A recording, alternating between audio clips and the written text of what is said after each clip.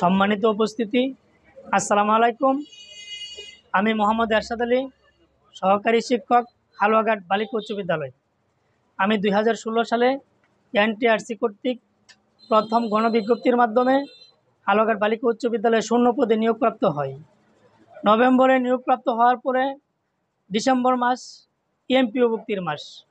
প্রধান শিক্ষক ইফতেখারুল ইসলাম মাসুদ স্যার উনি আমাকে এমপিও ভুক্তির জন্য প্রয়োজনীয় কাগজ পাতি দেন নাই, যার ফলে আমি এমপিও ভুক্তির জন্য ডিসেম্বরে আবেদন করতে পারি নাই।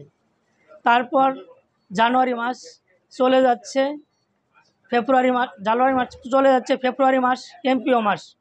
কিন্তু স্যারকে এমপিও ভুক্তির জন্য বললে স্যার তাল বাহানা শুরু করেন এবং তিনি আমার কাছে 4 লক্ষ টাকা দাবি করেন এমপিও ভুক্তির জন্য ঘুষ বাবদ। কিন্তু আমি দিতে অপারগতা স্বীকার করলে তিনি বলেন তাহলে আমার এমপিও ভুক্তি হবে না।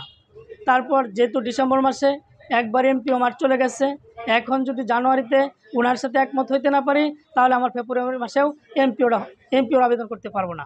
তারপর আমি নিরুপায় হয়ে বাধ্য হয়ে স্যারের শরণাপন্ন হই এবং তিনি 4 লাখ টাকা দাবি করলেও 1.5 লাখ টাকার বিনিময়ে তিনি আমার প্রথম এমপিও ভুক্তির আবেদন করেন। কিন্তু তিনি স্বেচ্ছায় আবেদনে ত্রুটিপূর্ণ কাগজ দিয়ে আবেদন করেন, যা পরবর্তীতে বাতিল হয়। ফেব্রুয়ারিতে আবেদন করলে মার্চ মাসে সেটা বাতিল হয়, কিন্তু এপ্রিল মাস সেটা এমপিওর ভুক্তির আবেদন করা যায়। স্যারকে বললাম, স্যার যেহেতু রিজেক্ট হয়েছে প্রয়োজনীয় ডকুমেন্ট দিয়ে আমাকে আবার আবেদন করার সুযোগ দেন। তিনি বললেন বাকি টাকা দিলে আবেদন করতে পারবেন, নইলে আর আবেদন করা যাবে না। তারপর আমি স্যারকে বারবার বলতে লাগলাম যে স্যার আমাকে একটু সুযোগ দেন। এক পর্যায়ে দেখলাম স্যার আমাকে মার্চ মাসে এমপিওর কাগজ রিজেক্ট হইলেও এমপিওর ফাইল রিজেক্ট হইলেও এপ্রিলে আর আবেদন করতে উনি দেন নাই। জুন মাস এমপিও ভুক্তির আবেদনের মাস, সেইখানেও আবেদন করতে দেন নাই। তারপর জুলাই মাস চলে যাচ্ছে, প্রায় আগস্টে এমপিওর আবেদনের মাস। দেখতেছি আগস্টে আমি আবেদন করতে পারবো না, এরকম পরিবেশ। তাই স্যারকে বললাম, স্যার দয়া করে আমাকে একটু সুযোগ দেন, কারণ হচ্ছে পরপর 2 এমপিও আমার চলে গেছে, আপনি আমাকে কাগজ দেন নাই। এখন যদি জুলাই আপনি আমাকে সহযোগিতা না করেন তাহলে আগস্টে আবারও আমার এমপিও ভুক্তির জন্য আবেদনটা করতে পারবো না। স্যার কাইন্ডলি আমাকে হেল্প করেন। তারপর স্যার বলল যে একটা চুক্তির বিনিময়ে যে হ্যাঁ কাগজ দিব। তবে আমি স্যারকে বললাম, স্যার আমাকে কাগজ দেন। আমি এমপিও ভুক্তির নিরুপায় হয়ে স্যারকে বললাম, স্যার আমাকে এমপিও ভুক্তির জন্য প্রয়োজনীয় কাগজ দেন, আমি এমপিও ভুক্তি হওয়ার পরে আপনাকে 3 লক্ষ টাকা দিয়ে দিব। স্যার 4 লক্ষ মাঝে আপনাকে 3 লক্ষ টাকা দিয়ে দিব। তারপর স্যার একমত হলেন এবং আমাকে আগস্টে 3 লক্ষ টাকা ঘুষ বাবদ, এমপিও ভুক্তির ঘুষ বাবদ 3 লক্ষ টাকার বিনিময়ে তিনি আমাকে প্রয়োজনীয় কাগজ দিলেন এবং আগস্টে আবেদন করি, সেপ্টেম্বরে আমি এমপিও ভুক্ত হই। আমি এমপিও ভুক্তির 1 মাস পর হালুয়াঘাট কাল্প সমিতি হতে 2,30,000 টাকা ঋণ করে পূর্বের 1.5 লক্ষ টাকা সহ স্যারকে আমি 3 লক্ষ টাকা ঘুষ বাবদ, এমপিও ভুক্তির ঘুষ বাবদ তাকে দিতে হয়, যার ফলে আমি অর্থনৈতিকভাবে এখন খুবই জর্জরিত।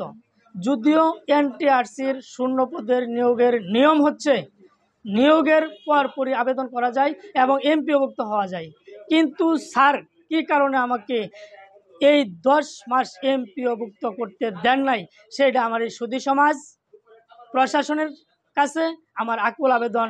আমি যেন সুষ্ঠু বিচার পাই, কেন আমাকে এই 10 মাস এমপিও ভুক্ত করতে তিনি দেন নাই। প্রেক্ষিতে আমি এই অভিযোগের, আমি যেহেতু সুদীর্ঘ 10 মাস এমপিও ভুক্তি থেকে বঞ্চিত হই, এই 10 মাসে আমার 1,60,000 টাকা ওনার এই এমপিও ভুক্তি না করার ফলে আমি 1,60,000 টাকা থেকে বঞ্চিত হই। সেই প্রেক্ষিতে আমি ভুক্তভোগী হয়ে উপজেলা নির্বাহী অফিসার মহোদয়ের বরাবর একটা অভিযোগপত্র দায়ের করি।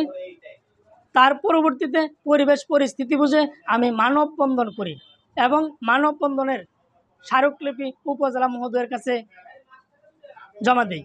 আমি প্রশাসন, সুধী সমাজ আকুল আবেদন, আমি প্রশাসন, সমাজের সুধী সমাজ, বৈষম্য বিরোধী ছাত্র সমাজ এবং সর্বস্তরে গণমাধ্যমের নিকট দাবি প্রত্যাশা করছি, তিনি আমাকে কেন যে এমপিও 1-2 মাসের মাঝে হয় সে এমপিও কেন প্রয়োজনীয় ডকুমেন্ট থাকার পরেও 10 মাস আমাকে বঞ্চিত করেছে এমপিও থেকে, অর্থনৈতিক হয়রানি করেছে। সেইটা আমি প্রশাসনের সুদৃষ্টি আকর্ষণ করছি এবং সেই প্রেক্ষিতে আমি আজকের এই অভিযোগ এবং মানববন্ধন আমি গণমাধ্যম এবং প্রশাসনের কাছে জোর দাবি করছি।